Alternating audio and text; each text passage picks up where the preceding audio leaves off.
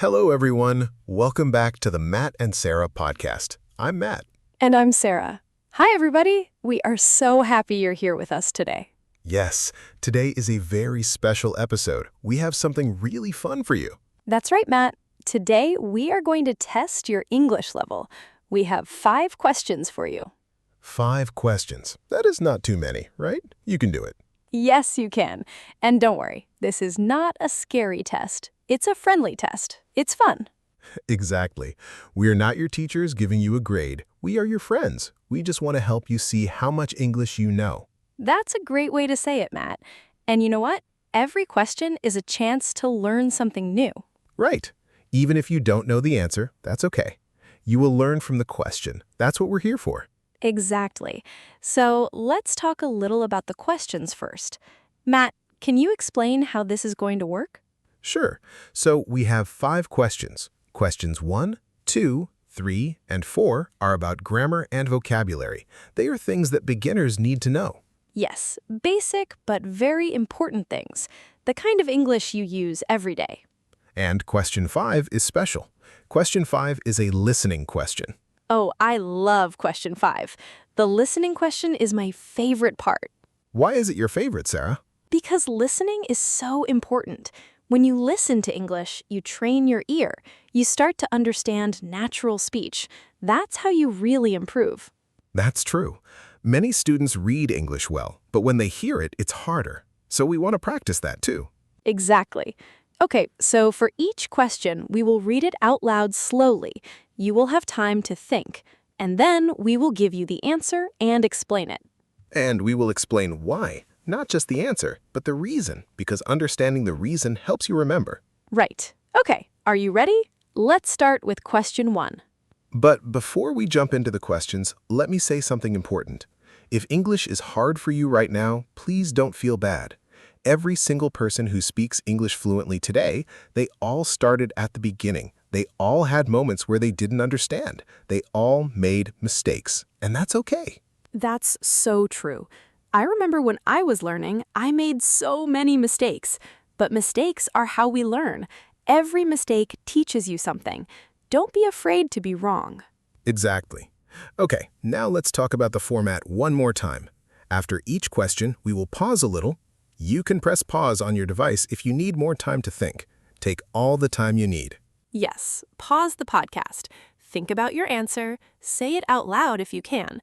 Speaking out loud is great practice. Then press play again, and we will give the answer. Great advice. Okay, we are really starting now. Let's go to question 1. Question 1. Here it is. Listen carefully. The question is, what is the correct sentence? Option A, she don't like coffee. Option B, she doesn't like coffee. Okay, so option A is she don't like coffee. Option B is she doesn't like coffee. Which one is correct? Take a moment. Think about it. Don't rush. Do you have your answer? I hope so. Okay, let's go. The correct answer is option B. She doesn't like coffee. Yes, option B is correct. Now, let's explain why.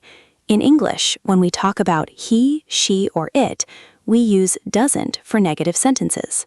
Right. Don't is for I, you, we, and they, but doesn't is for he, she, and it. This is very important in English grammar. Let's practice more examples.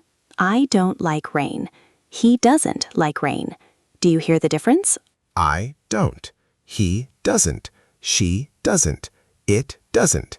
Those are the 3. He, she, it. Always doesn't. And notice something interesting. When we use doesn't, the main verb has no S. We say she doesn't like, not she doesn't likes. That's a really common mistake. Many students say she doesn't likes, but no, the S goes in doesn't, not in like. Great explanation, Matt. Okay, so question 1, we hope you got it right. Moving on to question 2. Question 2. Ready? Here we go. The question is, fill in the blank. I dash a student. Option A, am. Option B, is. Option C, are. So you need to choose the correct form of the verb to be. I dash a student. Is it am, is, or are? This is a very basic question, but it's really important.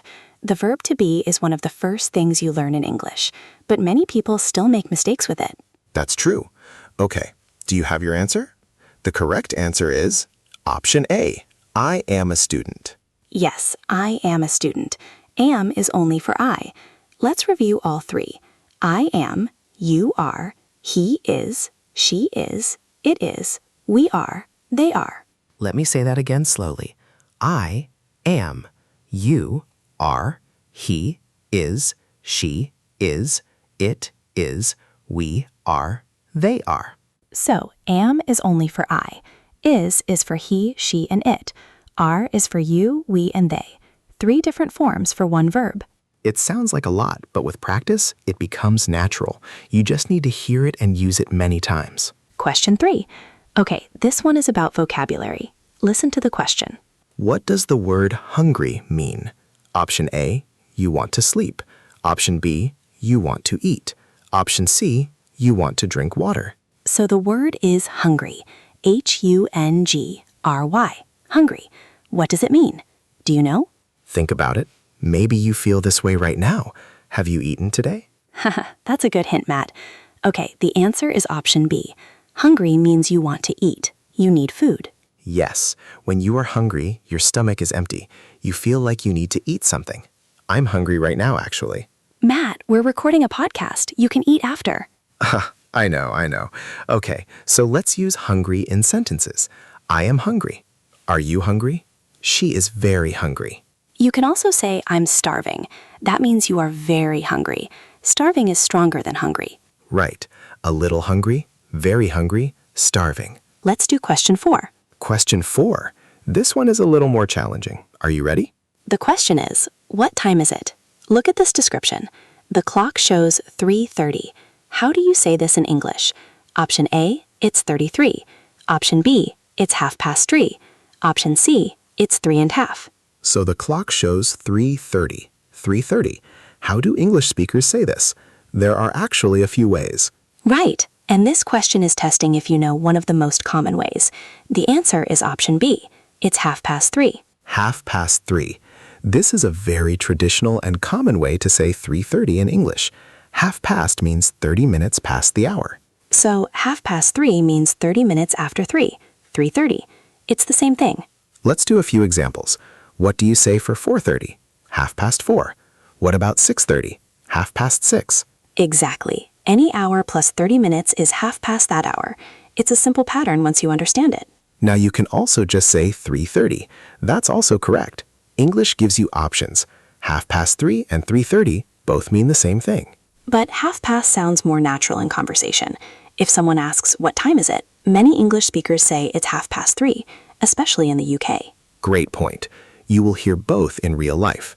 The important thing is that you understand both when you hear them. And that you can use them to talk about time.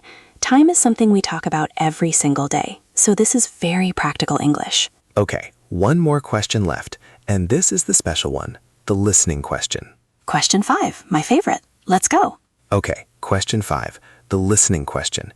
This one is a little different. We're going to say a short sentence, and you need to understand what we said. We will say the sentence 2 times. The first time, normal speed. The second time, a little slower. Ready? Here is the sentence. Listen carefully. What are you doing this weekend? One more time, a little slower. What are you doing this weekend? Okay, did you understand? The sentence is, what are you doing this weekend? Now, here is the question. What does this sentence mean? Option A, what did you do last weekend? Option B, what are your plans for this weekend? Option C, do you have a good week? What are you doing this weekend? Think about the meaning. Which option is correct? The correct answer is option B. What are you doing this weekend means, what are your plans for this weekend? It's asking about the future, about plans. Yes, in English, we often use the present continuous tense, are you doing, to talk about future plans. It sounds like the present, but it means the future. That can be confusing at first, but it's very natural in English. We say, I'm meeting a friend tomorrow. She's traveling next week. All of those sentences use the present continuous, but they are all about future plans. It's very common in everyday English. So when someone asks you, what are you doing this weekend? They want to know your plans. Your answer could be, I'm staying home. I'm visiting my family. I'm going to the beach. Great answers. And now, let's also talk about the listening part. Did you hear the sentence correctly? This is something people struggle with. Yes, in natural speech, English words often connect together. What are you doing sounds fast. The words blend. Let me show you. In slow speed, what are you doing? In fast natural speed, what you doing? Or what are you doing? Whoa, that sounds so different. Same meaning, but very different sounds. Exactly. That's why listening practice is so important. When you only read English, you hear the words in your head clearly. But in real life, people speak fast and words blend together. The more you listen, the better your ear gets. That's why we always say, listen to English every day. Podcasts like this one are perfect practice. We appreciate that, Sarah. Yes, listen to us every day. We're here to help. We really are. And this is exactly why we included a listening question today. It's not just about grammar and vocabulary. Listening is a skill on its own. All right, 5 questions done. Let's do a quick review. Are you ready, Sarah? Let's do it. Question 1. She doesn't like coffee. Remember, use doesn't for he, she, and it in negative sentences. Question 2. I am a student. The verb to be changes form. Am, is, are, depending on the subject. Question 3. Hungry means you want to eat. Its opposite is full. Very useful for daily conversations. Question 4. 3:30 can be said as 3:30. 3:30 means 30 minutes after the hour. And question 5. What are you doing this weekend? Is asking about your future plans. In English, we often use doing for future plans, not just present actions. How many did you get right? Did you get all 5? Don't worry if you didn't. The important thing is that you learned something today. That's exactly right. Even if you only got 1 or 2 correct, you now know more than you did before this episode. That's progress. And if you got all 5 right, Amazing. You are doing so well. Keep going. Keep practicing. We also want to remind you that learning English takes time. Every person learns differently. Some people learn fast, some take more time. Both are okay. What matters is that you keep going. Don't give up. Every episode you listen to is one step forward. You are getting better every day. Beautifully said, Sarah. And we are always here. Every week we bring you a new episode to help you grow. We love making this podcast for you. It's honestly one of our favorite things to do. Knowing that people all around the world are learning English with us, it's amazing. It really is. And we would love to hear from you. Did you enjoy this episode? Do you want more episodes like this? Yes, leave us a comment. Tell us how many questions you got right. Tell us which question was the hardest for you. We read all your comments, and we love hearing from you. Your feedback helps us make better episodes. Also, if you found this episode helpful, please share it with a friend who is also learning English. The more the merrier. The more the merrier. I love that phrase. What does it mean, Sarah? Quick vocabulary bonus. Ha! The more the merrier means the more people there are, the more fun it is. It's a common English expression. Perfect. So share this podcast with your friends. The more English learners, the merrier. And don't forget to subscribe to our channel so you never miss a new episode. We post new content regularly. All right. I think that's everything for today. Sarah, do you have any final words for our listeners? Yes, I want to say, believe in yourself. Learning a new language is one of the bravest things you can do. Every day that you practice, you are becoming stronger. I love that. So true. Language learning is a journey. Enjoy the journey. Enjoy the journey. That's a wonderful way to end the episode, Matt. Thank you, everyone, for listening. This has been the Matt and Sarah podcast. I'm Matt. And I'm Sarah. Keep practicing, keep smiling, and we'll see you in the next episode. Remember, every day you practice English, you are one step closer to your goal. Bye, everyone. Bye-bye. See you next time.